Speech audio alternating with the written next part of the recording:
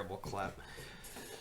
I do think you got a terrible version of the clap. I think it's just good thing funny. you got that call from the doctor. I think it's funny that we were literally just talking about reading the American Bar Association about their stance, and then suddenly they just tweet, "Oh, we prefer Call of Cthulhu over D&D anyway." Hi, everybody. This is Justin in the editing booth. Now, I've already said my piece with WotC, and I know that you keep on seeing the OGL videos all over the internet and all over YouTube. I'm sure that's annoying. But Matt wanted to say his own opinion on this, so that's why we're making this video. Also, on top of that, we are getting our information from the American Copyright Act, and we're using the American Bar Association to interpret that in layman's terms to us. Because neither of us are lawyers, and we don't want to pretend that we are.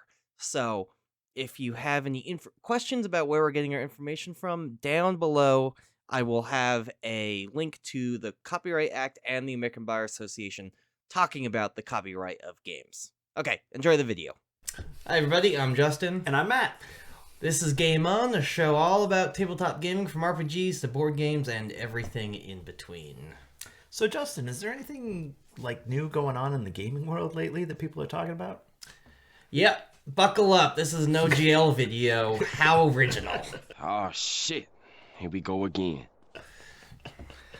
Our OG take on the OGL and the controversy that swirled, taking over the gaming world and just about everything else in the last couple of weeks. Because it gets views.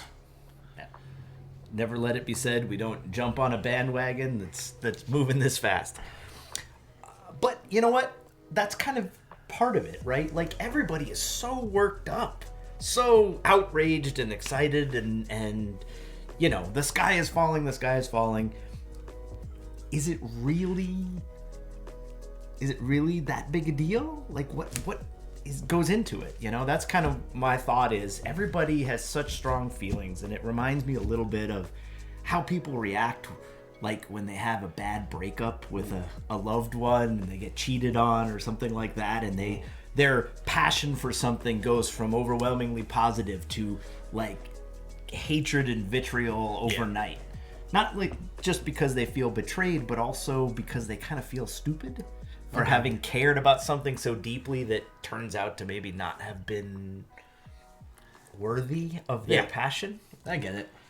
Lucky for me, I've been on the hate train with them slowly over the past couple of years anyway. I know, it's hilarious because when we first met, you were the dyed-in-the-wool D&D guy, and I was kind of, casual about it. It's fun and all, but it's not my favorite. And now, it's almost flipped in the sense of I end up feeling pretty much the same way about D&D. I always did, and you've really gone the other direction. So, bored. But now this OGL is a whole new ball of wax. So, yeah. Honestly enough, it's not even the reason why I don't care about WotC anymore. Funny, right? I know. Well, I mean, you hated WotC before it was cool. Yeah. No, seriously, you came by your breakup with them honestly. You just kind of got tired of the repetitive content and the bazillion of books out there that really weren't worth the money, and you kind of moved away from it. But it was a gentle and gradual split, as opposed to what a lot of people are suffering right now, or experiencing, or talking about social media and videos and everything else. It's a rage. I feel bad for them. I do too. Because they loved what they loved, and now they hate it, or in the moment they feel like they hate it. I don't know. It sucks being angry sometimes. I can understand why they're angry, and it sucks being angry. I can understand why they're angry too, but I wonder if it's based in reality, or if it's based, at least in part, in being angry because everybody else seems like they're angry and they feel like they should be angry too. Because what we're really talking about is something that was leaked online about an idea of what they were maybe gonna do in the future, but haven't actually done yet, right? I'm talking about the revised OGL. And I've heard a couple of theories about leaking, right? One is one of my favorite vegetables. Sorry, go on. I don't know, man. It depends. But no, like some people are saying it was a whistleblower inside of Wizards of the Coast who leaked it out there to warn everybody this is coming. I'm not sure I buy that. I think it's more likely that it was leaked by their legal team and their PR people to sort of gauge the reaction of the gaming world, anticipating that maybe it would be not well received, but they wanted to see how bad and how disruptive it might be, how much it would hurt their, popularity and whatever else. So I kind of subscribe to that theory. Again, we don't have any real evidence of that, but that's how I figure it probably happened. Okay. It's smart, right? If you're going to do something that's controversial, you want to see how bad it's going to get. You leak it out there unofficially and gauge. And maybe if you want to be a real conspiracy about it, they wanted to see what the legal strategies of all their potential opponents would be, who'd go online and get out there and they declare, well, they can't do this because A, B, and C kind of thing. And then the lawyers are scribbling down, okay, we got to come up with an argument against A, B, and C because that's what people are going to try when we take this to court. I don't know if I buy that conspiracy either, but who knows, right? A lot of people suddenly copyright lawyers. Yes, a lot of armchair copyright lawyers, and I am resisting the temptation to go that road, although I guess we should make note of the fact that a couple elements of this are pretty widely available. In fact, the thing that I think it potentially affects, there's sort of two categories of products that it would probably affect. Okay. It would be games that use the system and have borrowed from the mechanics of D&D and kind of make reference to it. And like I brought out an example, like Ultramodern, right? Ultramodern. It's 5e. It's 5e system, but for science fiction and other subject matter. And then you've got products like this one, which are companion pieces. They are made to be used in conjunction primarily with D&D 5th edition. Now, even though this one never specifically says Dungeons and Dragons. I'm going to get to that. Neither of these two mention Wizards of the Coast or Dungeons and Dragons or any specific gaming property except in one place. Because both of them print a copy of the original OGL in the text of the book, as they're required to do if they want to cover themselves under the OGL, right? Correct. And, just to be as an example, I thumb through it. Yeah, go ahead. I know it's specifically, it's just interesting how it keeps on saying it's 5th edition compatible, but not 5th edition D&D. So it's like, oh, what 5th edition can I use this with? Well, yeah, they'll use the terms 5e or 5th edition, but they don't say the phrase D&D, which is a little bit of legal parsing, but it's what's required. So there you go. There is the full text of the OGL printed in the book, and this has a version of it too.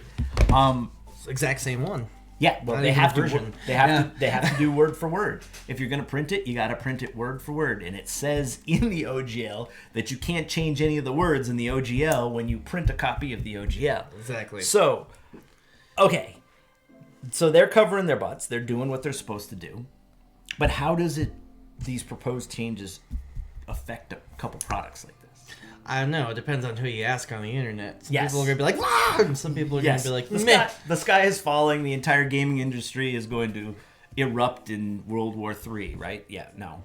Hope not. I mean, honestly, and we looked this up, and you were laughing about how the American Bar Association, the lawyers sort of, organization, said, hey, look, this is the copyright section 102B that says you can't copyright game systems, right?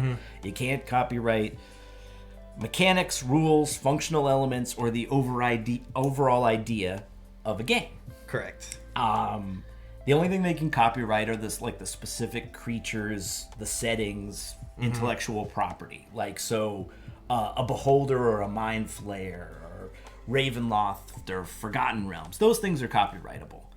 But the rules are not, and generic concepts that predate D&D, like dragons and orcs and goblins and stuff like that, those are not copyrightable. Anybody can use that stuff. Exactly. It would So- be terrifying if you could copyright that stuff. Well, and that's the problem, because everybody tries to extend their copyrights and trademarks beyond the borders of what's allowed, and anybody can go to court and attempt to expand their rights, and then somebody has to contest it and push back, and if and when they do, chances are they'll win.